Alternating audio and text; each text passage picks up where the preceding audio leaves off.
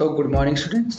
Students, today we understand what is the sky value. It is very important topic, although I am not able to cover in class. So, during the AX section, I am teaching switch case statement. So, at that time, I remember out that sky value is somehow very much important.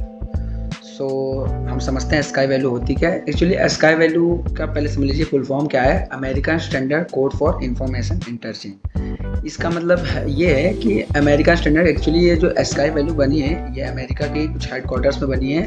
और information interchange, इसका मतलब जो आपकी जानकारी है वो interchange हो रही है, जो कोड की जानकारी वो इंटरचेंज हो रही है। कहने का मतलब जैसे कि आपको मैंने पढ़ाया है क्लास में कि आपके जो नंबर्स होते हैं, जैसे मान लीजिए 2 हो गया, 10 हो गया, या कुछ भी नंबर हो गया, 98 हो गया, 5 हो गया, 6 हो गया, तो ये डायरेक्टली मशीन को समझ नहीं आते।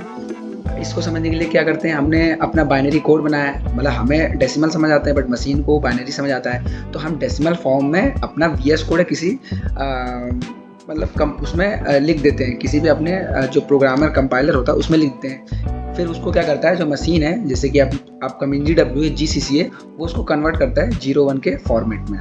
क्लियर है। तो वैसे ही आपके जो करेक्टर्स होते हैं, जैसे कि करेक्टर आपके हो गए अल्फ़ाबेट्स, मान लीजिए जो भी है ABCD A to Z तक आपके जो करेक्टर्स होते हैं, इसका जो अमेरिकन जो स्टैंडर्ड इसका एक है वो कोड में डिफाइन किया गया है डिजिट वैल्यू में।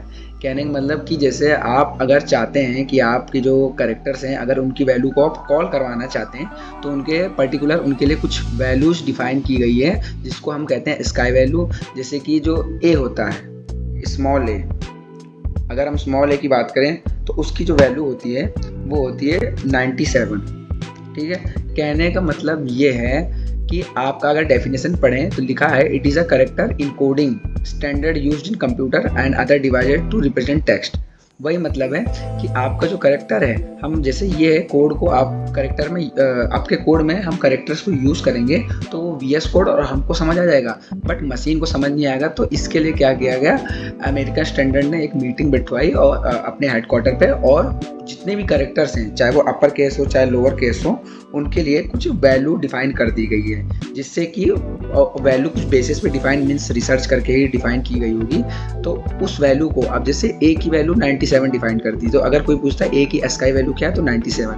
तो अभी भी ये वैल्यू समझ तो हमको आ रही है, VS कोड को आ रही है, बट सेम ही है कि क्या हो रहा है कि अब इसको कंपाइलर क्या करेगा, 97 को बाइनरी कोड में कन्वर्ट कर देगा और हमको पता चल जाएगा कि 97 जो वैल्यू होती है वो होती है ए की। मीन्स हमको पता चल जाएगा कंपाइलर के थ्रू कि हम ए का यहाँ पर रिप्रेजेंटेशन कर रहे हैं, मीन्स ए कैरेक्टर को रिप्रेजेंट कर रहे हैं। वैसे ही बी की होती है 98, सी की होती है 99, और ऐसे हम अप टू तक चले जाएंगे। कहाँ तक, जेड तक। सारी तो मैं लिखूंगा नहीं, तो जेड की हो गई आपकी कितनी हो जाएगी 122। ठीक है। तो ए की होती है 97, बी की 98, सी की 99, फिर डी की होगी 100, फिर 101, ऐसे जेड तक होती है 122। तो ये हो गई आपकी किसके लिए, लोअर केस के लिए, जो आपके लोअर केस कैरेक्टर होते हैं।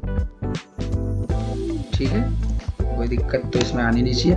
अपर केस के लिए बात करते हैं तो अपर केस के लिए जो वैल्यू डिफाइन है स्काई वैल्यू, वो स्टार्टिंग होती है आपकी 65, बी की वैल्यू 66, सी की वैल्यू आपकी हो गई 67, और ऐसे हम करते करते जेड तक चले जाएंगे। तो जेड की जो स्काई वैल्यू होगी वो हो जाएगी आई होप 90। ये होगी आपकी upper case. Okay, I hope सबको इतना समझ आया होगा। और जीरो की भी एक स्काई वैल्यू होती है, क्योंकि जीरो भी मतलब इसके लिए भी वैल्यू डिफाइन की गई है अमेरिकन स्टैंडर्ड में, जो कि होती है 48। यस, ठीक है। तो बस यही है, स्काई वैल्यू में कुछ नहीं है। कहने का मतलब वही है कि आप खुद ही समझदार हो कि जो करेक्टर है कंप्यूटर डायरेक्ट उनको नहीं कंपाइल करता है। मीन्स आप कुछ चीज़ प्रिंट ऑफ करा रहे हैं वो सब अलग है, बट आप चाहते हैं कि जैसे आप करेक्टर को भी अपना सॉल्व कर पाएँ, एवेल्यूएट कर पाएँ, तो उसके लिए भी कुछ वैल्यू डिफाइन कर दी है, जिसको हम स्काई वैल्यू कहते हैं। जैसे ए के लिए 97, 99 और कैपिटल के लिए 65 से लेकर 90 तक जाती है। तो अगर एक कोड आता है लिखने को, कोड क्या आ सकता है, to write a program to print ASCII value, तो हम उसको समझते हैं कैसे, देखते हैं। हम लिखते हैं हैशटैग इंक्लूड, सबसे पहले आपकी हेडर फाइल लिखते हैं stdio.h। सबसे पहले हम इसको कमेंट आउट करते हैं, क्योंकि हमको तो ये कंसिडर करना नहीं है, ये तो पढ़ने के लिए हमने लिखा था, हमको अब कोड बनाना है। ठीक है, क्लियर है। ये हमने हेडर फाइल लिखी। अब हम अपना मेन फंक्शन लिखेंगे।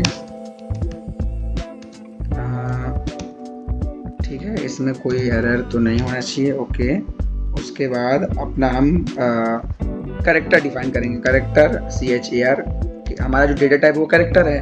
कोई भी वेरिएबल ले लेते हैं, मैं अपने नाम का वेरिएबल ले लेता हूँ। ठीक है, कोई दिक्कत नहीं है इसमें। अब हम क्या करवाएंगे, प्रिंट एफ, इसमें लिखेंगे एंटर दी कैरेक्टर। ठीक है, इसमें कोई दिक्कत तो नहीं होगी मेरे को लगता है, जहाँ तक सही है। अब हम स्कैन करवा देंगे। क्या स्कैन करवा देंगे, क्योंकि हमारा कैरेक्टर है तो हमारा फॉर्मेट स्पेसिफायर हो जाएगा C। आप चेक कर लीजिएगा अपनी टेबल वगैरह जो कि मैंने आपको प्रोवाइड किया है। और एड्रेस हम देंगे किसको, वेरिएबल हमने लिया ASH को। ठीक है, ये हमने करवा दिया। अब हम प्रिंट क्या करवा देंगे, क्योंकि हमने जब यूज़र से वैल्यू ले ली तो हम प्रिंट क्या करवा देंगे कि जो आपकी स्काई वैल्यू है, स्काई वैल्यू ऑफ किसकी, कैरेक्टर CHARS कैरेक्टर। तो आपका कैरेक्टर किस में है, कैरेक्टर फॉर्म में, तो हम किससे रिप्रेजेंट करेंगे, %C इज %D। अच्छा, %D क्यों ले रहे हैं ये तो आपको समझ ही आ रहा होगा।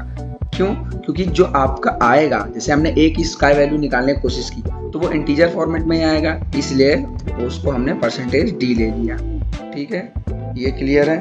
अब हमने कॉमा निकाल के डिफाइन कर दिया क्या, ASH, ASH। अब आप यहाँ दिमाग लगाइए, वैसे हम जनरली एक ही बार करते हैं। अगर हमने कोड लिखा होगा, भाई हमने एक वेरिएबल लिया तो कॉमा लगा के एक बार डिफाइन कर दिया, बट मैंने यहाँ 2 बार डिफाइन किया। समझिए क्यों, जो ये पहला वेरिएबल है वही चीज़ का, देखो अब यहाँ पर समझिए हो क्या रहा है। हम इनपुट देंगे, मान लीजिए A, मैंने कैरेक्टर दिया A, तो A पहले किस में कन्वर्ट होगा, 97 में, और फिर 97 किस में कन्वर्ट होगा, बाइनरी कोड में, जो भी 97 बाइनरी कोड होता है। तो जो पहला ये है, पहला करेक्ट वेरिएबल जो है ASH, ये क्या करवा देगा, ये फंक्शन प्रिंट करवा रहा है जिसमें ये फॉर्मेट स्पेसिफायर ले रहा है %D को। कहने का मतलब ये पहला वेरिएबल कन्वर्ट करवा रहा है अपने जो कैरेक्टर है A को, तो ये पहला वेरिएबल कन्वर्ट करवा रहा है उसकी ओरिजिनल वैल्यू में 97। ठीक है, बट अभी तो हमारा काम खत्म नहीं हुआ है। पहले इस वेरिएबल ने क्या करा, कन्वर्ट कर दिया 97 में। जो दूसरा वैल्यू है, दूसरा ये, अब ये कन्वर्ट एक्चुअल में करेगा, जो कि मशीन को समझ आती है %D में, जो कि आपका इंटीजर फॉर्मेट है या बाइनरी फॉर्मेट है, उसमें कन्वर्ट करेगा। इसलिए हम 2 बार इसको प्रिंट करवाते हैं, मीन्स लिखते हैं, तभी ये सक्सेसफुली रन करता है। ठीक है, इस कितना लिख दिया, आप लिख दीजिए रिटर्न 0। ठीक है, हमारे कोड में कोई एरर फिलहाल तो दिख नहीं रहा। अब हम रन करवा लेते हैं, सिंपल। अब मैंने लिया A, enter the character number A, देखो क्या आया, sky value of A is 97। बिल्कुल सही है इसका मतलब।